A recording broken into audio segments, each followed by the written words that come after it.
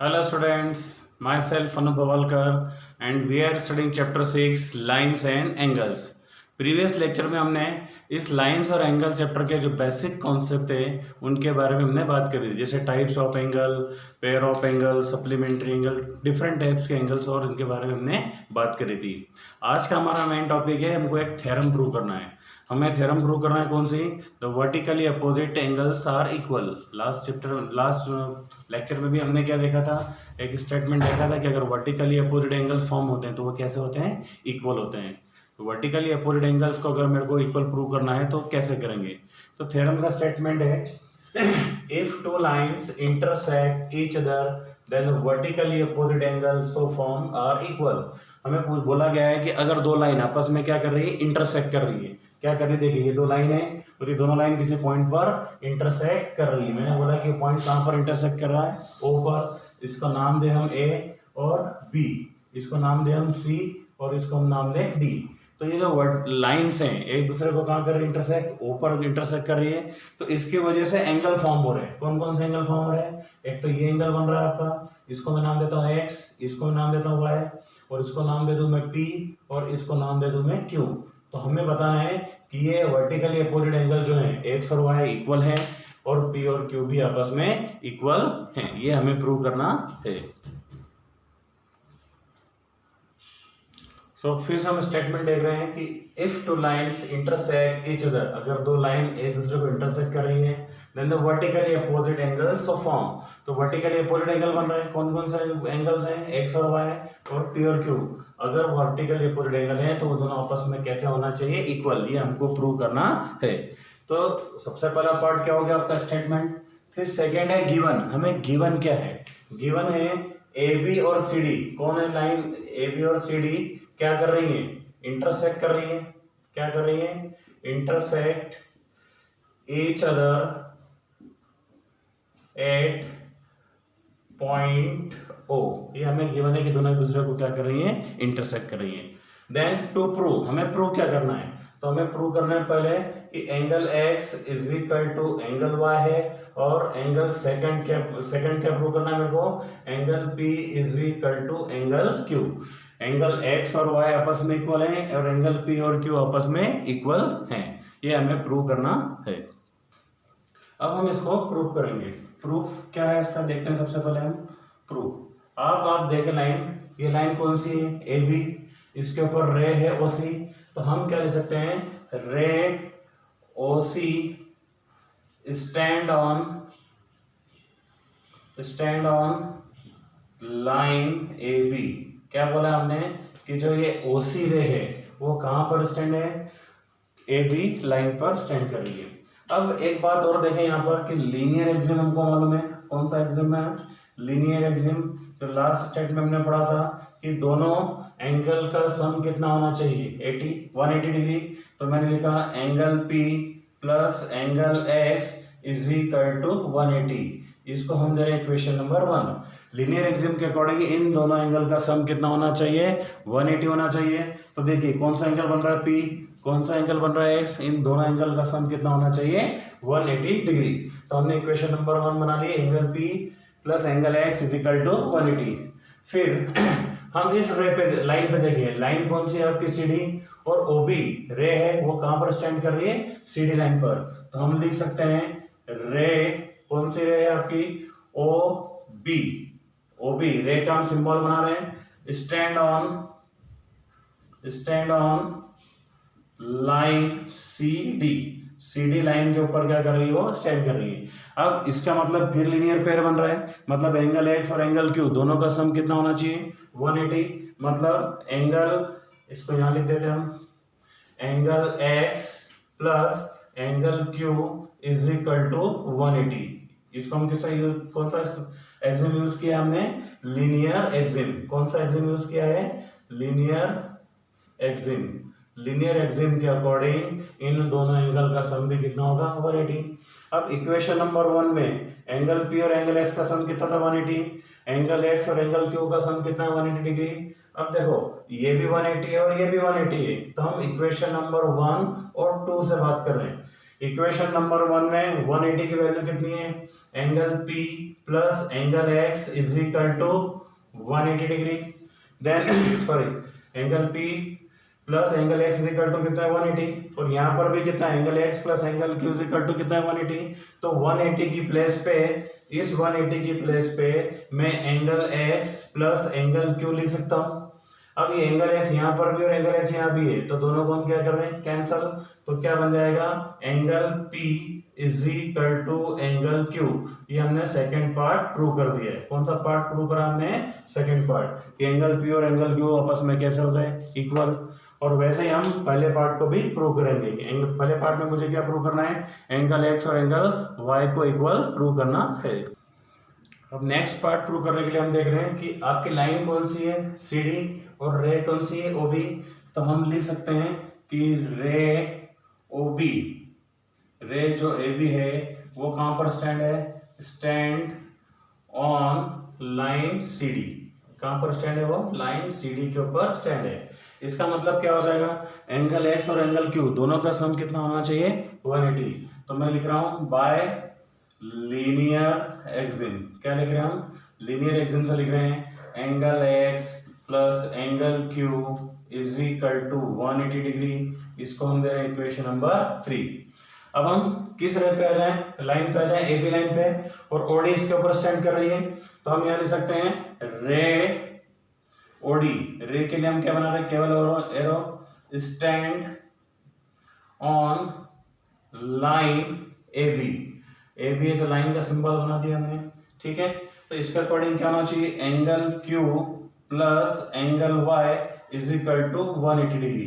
कौन सा axiom use किया है हमने यहाँ पर, लीनियर एक्सिम यूज किया है। और लीनियर एक्सिम क्या बोलती है, इस लाइन पे अगर दो एंगल बन रहे हैं तो दोनों एंगल का सम कितना होना चाहिए, 180। अब इसको हमने नाम दिया इक्वेशन नंबर 4। अब इक्वेशन नंबर 3 और 4 को जब हम कंपेयर करेंगे तो देखिए x plus Q is equal to कितना है 180, और q plus Y is equal to कितना है 180। तो दोनों इक्वेशन भी आपस में कैसे होना चाहिए, इक्वल। मतलब angle x plus angle q is equal to 180 के प्लेस पे हम क्या ले सकते हैं, angle q plus angle y। q से q को हम कैंसिल आउट कर सकते हैं, तो angle x is equal to कितना हो जाएगा, एंगल y। तो ये हमने फर्स्ट पार्ट प्रूव कर दिया। तो क्या क्या हो गया आपका, एंगल x और एंगल y आपस में इक्वल आ गए हैं, और एंगल p और एंगल q भी आपस में इक्वल आ गए हैं। तो हमारा दोनों पार्ट क्लियर हो गए कि angle x is equal to angle y जो कि वर्टिकली एंगल है, और एंगल p और एंगल q ये भी वर्टिकली एंगल है। जो कैसे फॉर्म हुए थे, जब दो लाइन आपस में क्या कर रही थी, इंटरसेक्ट कर रही थी। तो ये हमारा स्टेटमेंट का प्रूफ हो गया। अब हम हमारी एक्सरसाइज 6.1 स्टार्ट करें। 6.1 में जो पहला क्वेश्चन है कि lines AB and CD intersect at O। देखिए लाइन आपकी AB है, लाइन CD है जो इंटरसेक्ट कहाँ कर रही है, O के ऊपर कर रही है। फिर उसने बोला कि एंगल AOC मतलब ये वाला एंगल, और एंगल BOE ये वाला एंगल, इन दोनों का सम कितना है, 70 डिग्री। AOC प्लस BOE दोनों का सम कितना है, 70 डिग्री। एंड एंगल BOD, ये जो एंगल BOD गिवन है ये कितने डिग्री का है, 40 डिग्री का है। कितने डिग्री का है ये एंगल, 40 डिग्री का है। हमको फाइंड करना है एंगल BOE। कहाँ दिख रहा है हमको एंगल BOE, दिस वन, ये हमें फाइंड करना है। और COE, ये एंगल COE, इसका मुझे क्या फाइंड करना है, रिफ्लेक्स। तो रिफ्लेक्स फाइंड करने के लिए पहले मुझे क्या फाइंड करना पड़ेगा, एंगल COE फाइंड करना पड़ेगा। हम एक बार फिर से देख लेते हैं कि लाइन AB और CD एक दूसरे को इंटरसेक्ट कर रही है पॉइंट O पर, और फिर ये एंगल AOC और BOE दोनों एंगल का सम कितना गिवन है, 70 डिग्री है। तो हमें और एक एंगल और दे रखा है BOD, वो कितने डिग्री का है, 40 का। तो हमें फाइंड करना है एंगल BOE, दिस एंगल, और रिफ्लेक्स ऑफ COE, इस COE का मुझे रिफ्लेक्स एंगल फाइंड करना है। अब सॉल्यूशन स्टार्ट करें। तो जो गिवन है वो सबसे पहले हम लिखेंगे। आप हमेशा अपनी आदत में डालेंगे, जो जो गिवन है वो पहले आप लिख लें। क्या गिवन है मुझे, angle AOC plus angle BOE दोनों का सम कितना है, 70 डिग्री है। फिर हमें ये भी पता है कि angle BOD is equal to कितना है, 40 डिग्री, बराबर। अब एक बात ध्यान रखें कि AB और CD इंटरसेक्ट कर रहे हैं, तो ये एंगल और ये एंगल आपस में कैसे हो जाएगा, वर्टिकली अपोजिट एंगल। तो अगर एंगल BOD 40 है तो AOC भी क्या हो जाएगा, 40 डिग्री हो जाएगा। क्या हो जाएगा, इस AOC को भी मैं क्या लिखता हूँ 40। किस प्रॉपर्टी से, ये प्रॉपर्टी लगेगी आपकी वर्टिकली अपोजिट एंगल, क्योंकि हमने स्टेटमेंट क्या पढ़ा इसके पहले कि जो वर्टिकली अपोजिट एंगल्स होते हैं वो आपस में कैसे होते हैं, इक्वल होते हैं। ठीक, अब सबसे पहले हम बात करें स्ट्रेट लाइन की। AOB क्या है आपकी, AOB इज स्ट्रेट लाइन, दिख रहा है सबको ध्यान से। AOB ये देखिए स्ट्रेट लाइन है, और स्ट्रेट लाइन कितने डिग्री का एंगल बनाती है, 180 डिग्री का। मतलब ये एंगल प्लस ये एंगल प्लस ये एंगल, इन तीनों एंगल का सम कितना होना चाहिए, 180। कौन कौन से एंगल है, angle AOC plus angle COE plus angle BOE, इन तीनों का सम कितना आना चाहिए, 180। क्यों 180 डिग्री, हम फिर से समझ रहे हैं कि AOB आपकी स्ट्रेट लाइन है, तो इन तीनों एंगल का सम कितना होना चाहिए, 180। तो angle AOC plus COE plus BOE, इन तीनों का सम कितना होना चाहिए, 180 डिग्री होना चाहिए।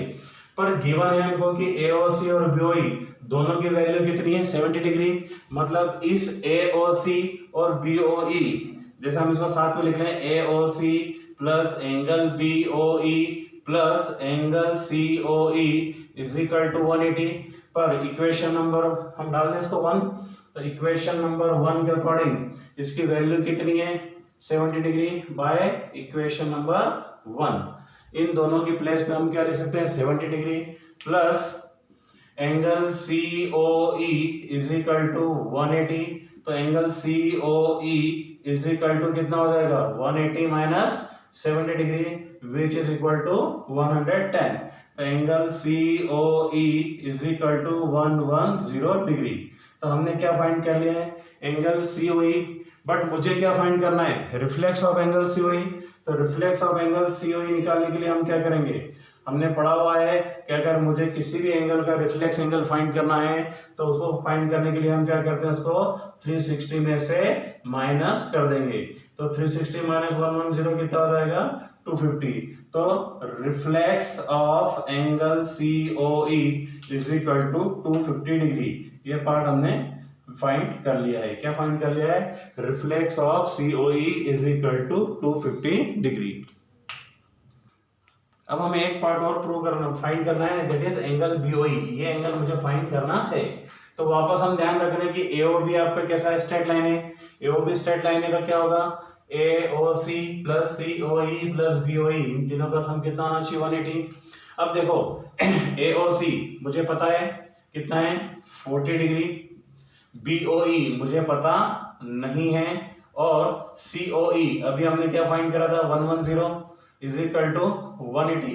सो angle BOE is equal to 180 plus का 40 इधर आके माइनस का, प्लस का 110 इधर आके क्या हो जाएगा, माइनस का। तो angle BOE is equal to 180 में से 40 माइनस होगा तो 140 माइनस 110। तो angle BOE is equal to कितना आ गया, 30 डिग्री। तो हमने दूसरा एंगल भी फाइंड कर लिया, वो कौन सा है, एंगल BOE कितना है, 30 डिग्री। और पहले हमने क्या फाइंड करा था, reflex of angle COE is equal to कितना फाइंड करा था हमने, 250 डिग्री। तो ये आपका क्या हो गया सॉल्यूशन, जो हमको प्रूव फाइंड करना था वो हम दोनों फाइंड कर चुके हैं।